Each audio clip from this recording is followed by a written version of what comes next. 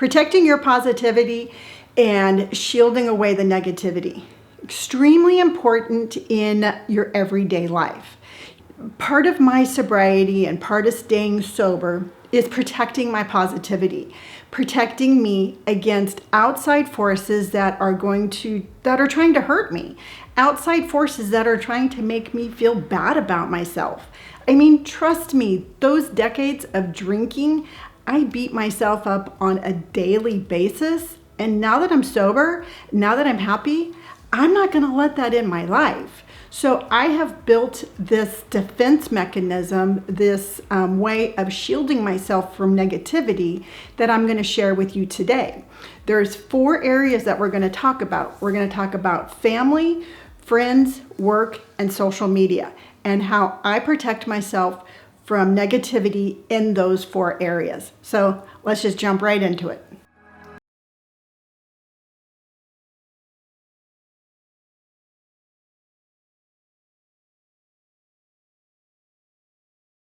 Going to talk about negativity in your family.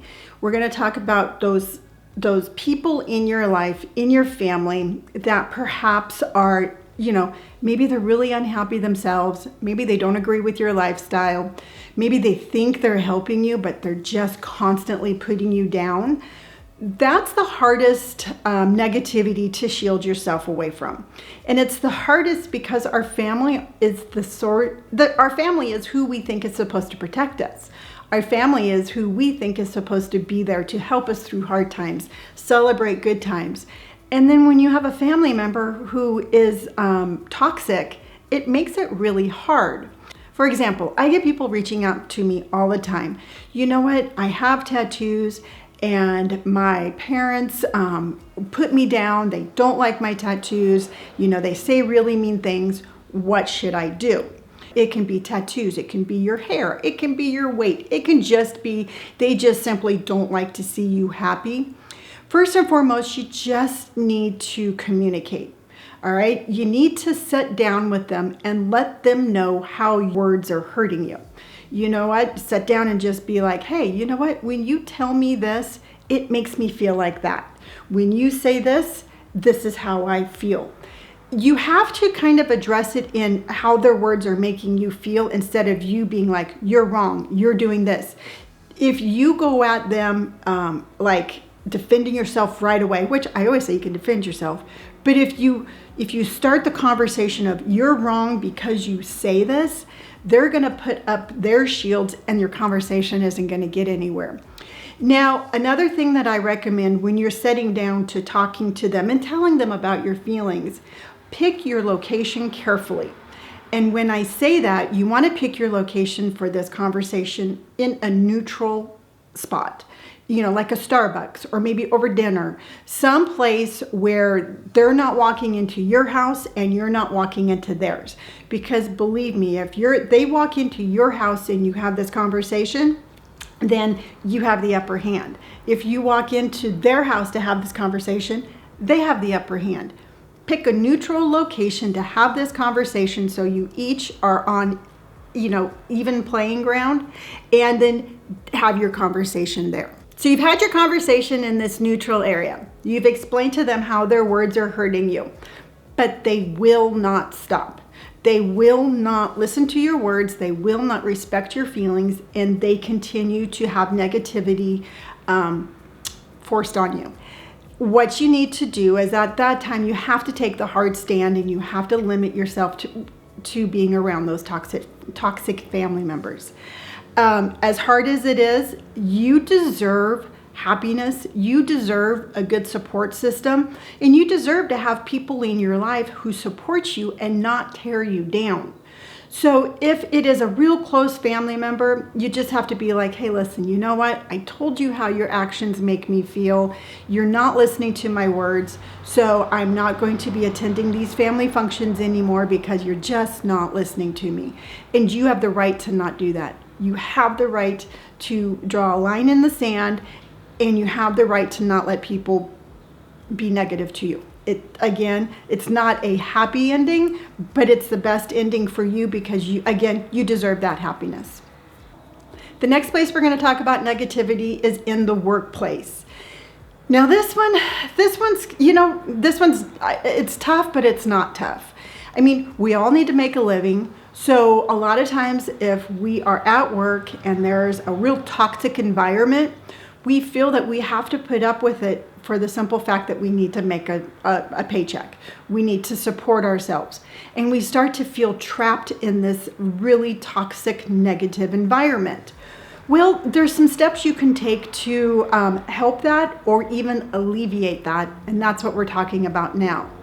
So the first thing that I would recommend is speaking up. You know what? If there is a toxic person in the work environment and they are just spewing horrible things, then you know what? Go to a supervisor. Speak up. Be like, this person's words are just absolutely horrible. You know, it's okay. It's okay to tell on people. A lot of times we suffer in silence because we don't want to be that one person. I'm telling you right now, be that one person. Your happiness is more important than what that person thinks about you. You know what? You're basically in this job for 8 hours a day, just being bombarded with negativity. And what happens is if you think that negativity stays at work when you go home, it doesn't. It follows you home, it follows you into your daily life, and all of a sudden you're just carrying this cloak of negativity around you because of this toxic work environment. And I know from firsthand experience how hard this could be. I worked in a toxic work environment where I just heard constant, just things that were like fingernails on a chalkboard. And I had to speak up. And I had to be like, this just isn't okay. You know, my mental health is just as important as your opinion. And I stood up for myself. And just standing up for yourself will make you feel 100 times better. So speak up. You deserve to not have to be in that environment. So you spoke up and you're like, hey, Nancy says this and Frank says that, and it's not changing. What I would recommend is you need to start changing your environment. You know, depending on what kind of work environment you're in, make sure that your little area of your workspace is positive. You know, maybe play music. Make sure that you have positive affirmations all around for you to see that are going to counteract that negativity that you are hearing. Just have a plant, have a goldfish, have something that's going to make your spot in that office or in that environment as positive as you can make it, because you have to reinforce your positivity until you get to step number 3, because step number 3 is going to be find a new job. Yes, you need to start looking for a new job.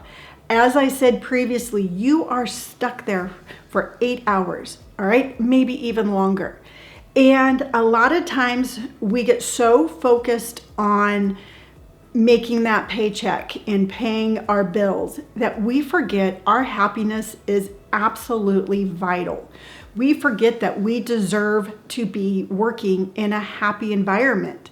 Now, I'm not telling you to walk out and quit and suffer financially. I'm not saying that.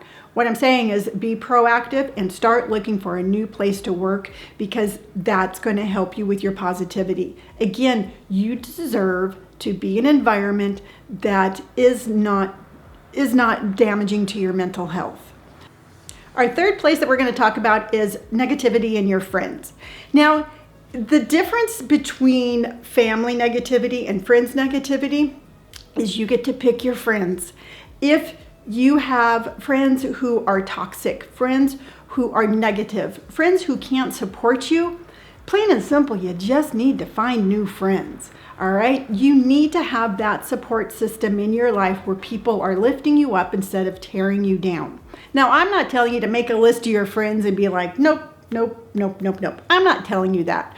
What I'm telling you is to go back to the step 1 where I talked to you about family and do the same thing with your friends. Sit down and talk to them in a neutral location and tell them how their words are making you feel. The only difference is if they don't listen to you, that is when you need to just be like, hey, you know what?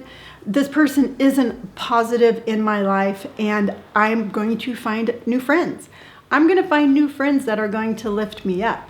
Because trust me, if you have somebody in your life telling you that you're going through a midlife crisis because you've decided to get a tattoo, that is not a positive person that you want in your life. A lot of times with our friends, we have a tendency not to hold up for ourselves. You know what? If somebody tells you that you're going through a midlife crisis, you know what? Just be like, that's not cool. Either stop saying that, just stop saying that. Please stop telling each other you're going through a midlife crisis. That is just ridiculous.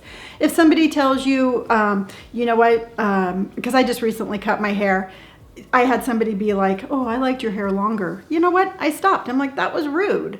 You just hurt my feelings about my hair. I like my hair. You know what? If you liked my hair better the other way, you should keep that information to yourself. You don't have to compliment me, but you don't have to try to make me feel bad either. You know, if somebody has a rude remark over something you wear, for example, I wear a lot of animal print. And I had somebody one time be like, oh, you wear a lot of animal print. Don't you have anything else? Instantly I stopped. I'm like, why did you say that?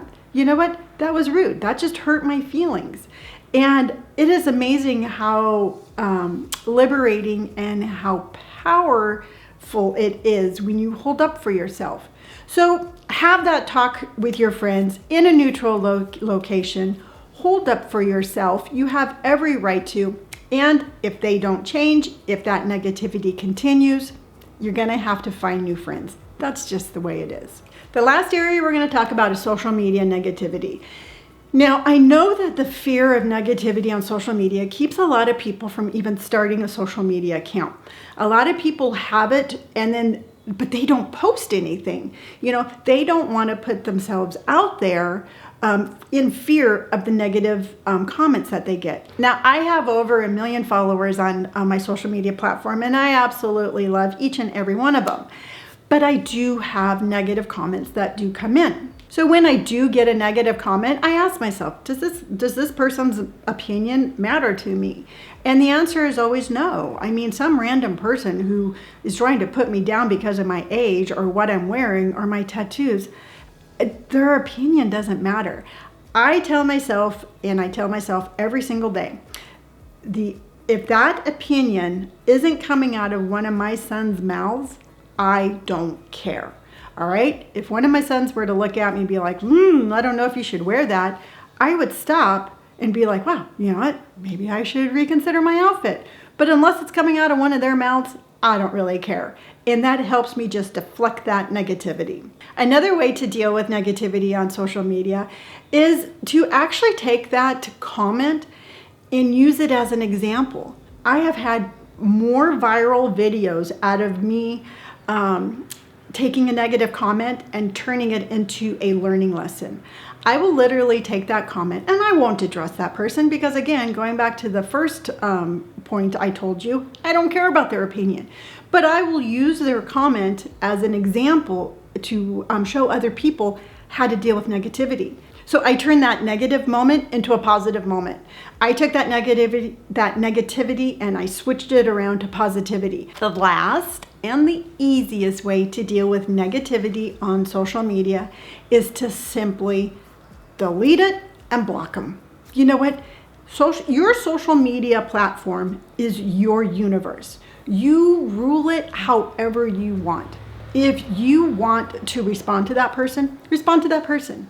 If you want to ignore them, ignore them. If you want to delete them and block them, delete them and block them. It is your universe. I got to tell you, I delete and block as quickly as possible because what happens is my followers will actually see this comment and they get really upset and they're just like, and they start like going after them. I'm like, no, you guys, don't worry about it. You know what? They're saying negative things because they want the reaction. So we're going to remove them from our universe. And I delete them and I block them. And it makes me feel like I am in control. It gives me the power back. I don't give them the power of pushing that negativity into my universe. I have the power by pushing them out. And I hope if you want to do a social media account, but you're scared of negative comments or anything like that, I hope this gives you the encouragement to do it.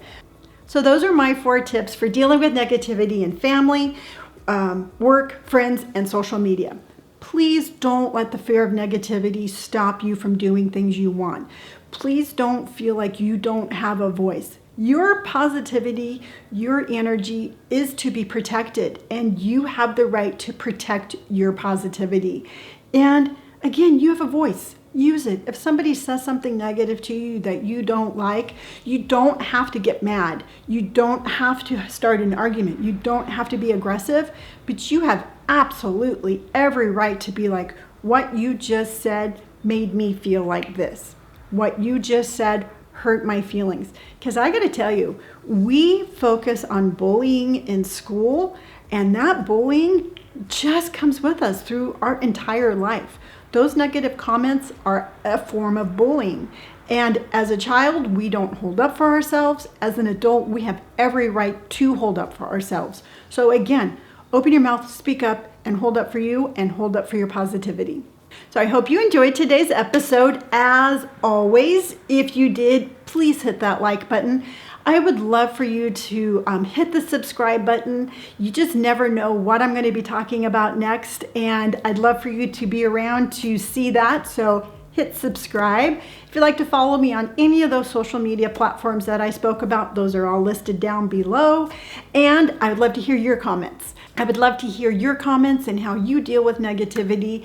And as always, until next time, remember, tell yourself something kind, wear what you want. If you want a tattoo, get a tattoo, and I will see you on the next episode. Bye.